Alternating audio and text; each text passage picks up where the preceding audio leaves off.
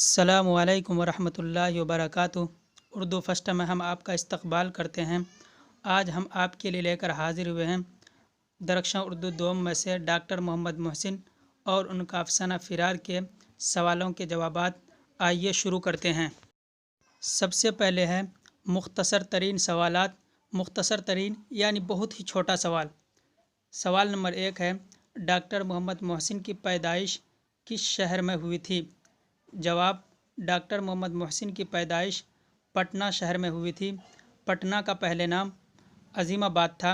بعض کتابوں میں آپ کو عظیم آباد پٹنہ بھی مل جائے گا۔ دونوں جواب صحیح ہے۔ سوال نمبر 2 ہے، ڈاکٹر محمد محسن کی تاریخ پیدائش بتائیے۔ جواب: ڈاکٹر محمد محسن کی پیدائش 10 جولائی 1910 کو ہوئی تھی۔ سوال نمبر 3 ہے، زیر نصاب افسانوں میں ڈاکٹر محمد محسن کا کون سا افسانہ ہے؟ زیر نصاب کہتے ہیں سلیبس کو، کورس کو۔ افسانہ کی جمع ہے۔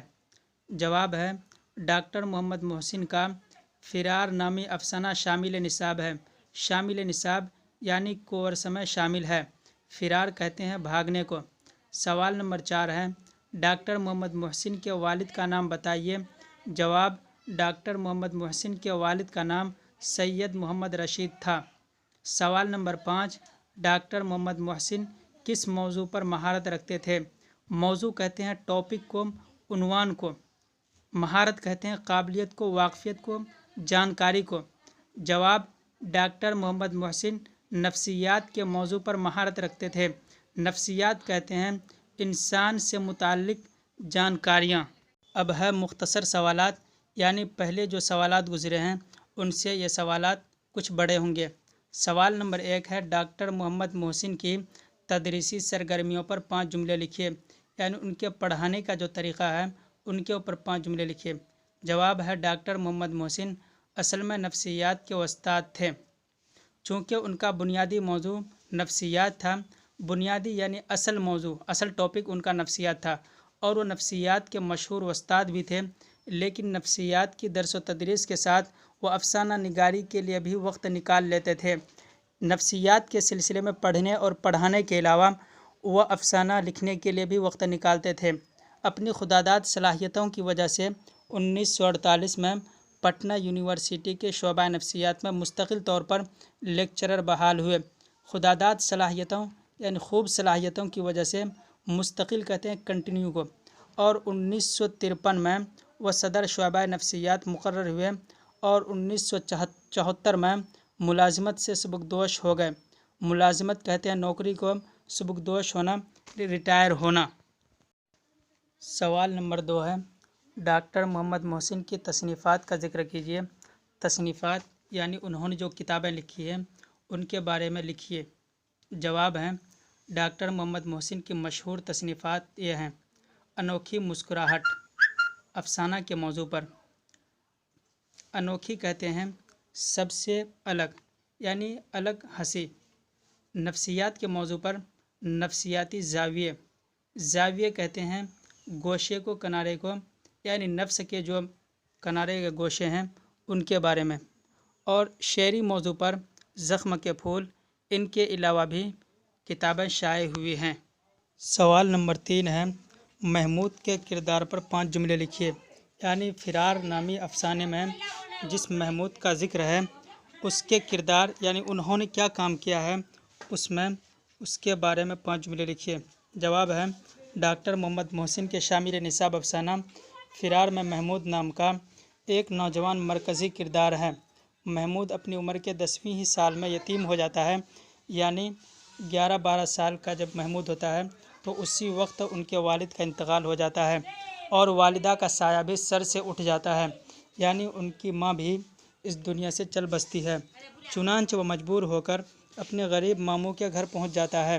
یہاں سے ان کی زندگی میں دشواریاں پیدا ہونے لگتی ہے، دشواریاں یعنی مشکلیں پیدا ہونے لگتی ہے، لیکن وہ مایوس نہیں ہوتا ہے، یعنی ہمت نہیں ہارتا ہے، بلکہ ان حالات سے سبق حاصل کرتا ہے اور پختہ عزم کے ساتھ یونیورسٹی تک کی تعلیم حاصل کر لیتا ہے۔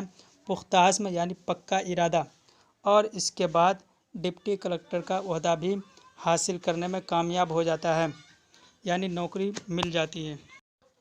اب ہیں طویل سوالات۔ یہ ایسے سوالات ہیں جن کے جوابات 1 پیج یا 2 پیج میں ہوں گے۔ سوال نمبر 1 ہے، ڈاکٹر محمد محسن کی افسانہ نگاری پر ایک مضمون لکھیے۔ افسانہ نگاری یعنی افسانہ لکھنا۔ جواب، بہار کے افسانہ نگاروں میں سہیل عظیم آبادی کے بعد جن فنکاروں نے اردو افسانے میں نمایاں خدمات انجام دی ہیں، نمایاں کہتے ہیں کھلم کھلا مشہور، ان میں ڈاکٹر محمد محسن کی شخصیت نہایت اہم ہے۔ اگرچہ اردو افسانے میں جز وقتی ادیب کی حیثیت رکھتے تھے، لیکن نفسیات کی درس و تدریس کے بعد وہ افسانہ نگاری کے لیے بھی وقت نکال لیا کرتے تھے۔ ان کے افسانوں کا ایک مجموعہ انوکھی مسکراہٹ کے نام سے شائع ہو چکا ہے، یعنی چھپ چکا ہے۔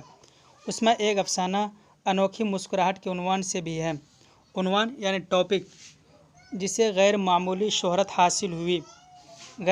معمولی کہتے ہیں تھوڑے کو، اور غیر معمولی یعنی جس کو بہت زیادہ شہرت حاصل ہوئی، اور یہ افسانہ ان کی ادبی شخصیت کی شناخت بن گئی۔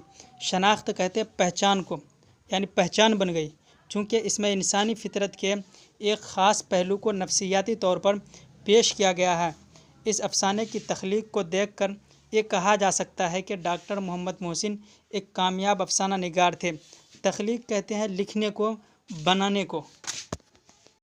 طویل سوالات میں سے دوسرا سوال ہے، افسانہ فرار کا مرکزی خیال بیان کیجیے۔ فرار یعنی بھاگنا، مرکزی اصل۔ جواب ہے، ڈاکٹر محمد محسن کا شامل نصاب افسانہ یعنی کورس میں جو شامل افسانہ ہے فرار، ایک نفسیاتی نوعیت کا افسانہ ہے۔ نوعیت کہتے ہیں قسم کو، یعنی نفسیاتی قسم کا افسانہ ہے، جس میں یہ بتایا گیا ہے کہ اچھے یا برے ماحول کا اثر کس قدر انسان پر پڑتا ہے۔ اس افسانے میں مرکزی کردار محمود نامی شخص کا ہے۔ کہانی کچھ اس طرح ہے کہ محمود ایک متوسط گھرانے کا نوجوان ہے۔ متوسط کہتے ہیں درمیانی، نارمل کو، جو بچپن سے ہی گھر میں ماں کی بدمزاجی اور باپ پر بیجا حکمرانی کو دیکھتا ہے۔ بدمزاجی کہتے ہیں چڑچڑاپن کو، بیجا حکمرانی کو دیکھتا ہے۔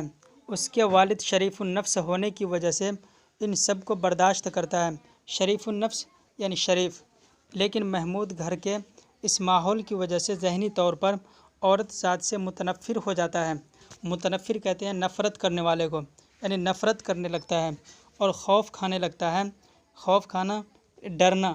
اسی کشمکش میں وہ کالج میں داخلہ لے کر ہاسٹل میں ایک مثالی طالب علم کی طرح رہنا شروع کر دیتا ہے۔ اپنی تعلیم بھی مکمل کر لیتا ہے۔ اچھی ملازمت بھی مل جاتی ہے۔ ملازمت کہتے ہیں نوکری کو، لیکن عورت ذات سے اس کی وحشت یعنی ڈر، خوف برقرار رہتی ہے۔ رشتہ داروں کے مشورے پر وہ شادی بھی کر لیتا ہے۔ لیکن شادی کی پہلی رات جب وہ سسرال کے زنان خانے میں داخل ہوتا ہے، زنان خانہ کہتے ہیں وہ جگہ جو عورتوں کے لیے خاص ہو، عورتوں کے رہنے کے لیے خاص ہو، تو اسے اپنے گھر جیسا ہی ماحول دکھتا ہے، جس کی وجہ سے محمود ازدواجی فرائض سے بھی خوفزدہ ہو جاتا ہے۔ ازدواجی فرائض کہتے ہیں میاں بیوی کے حقوق کو۔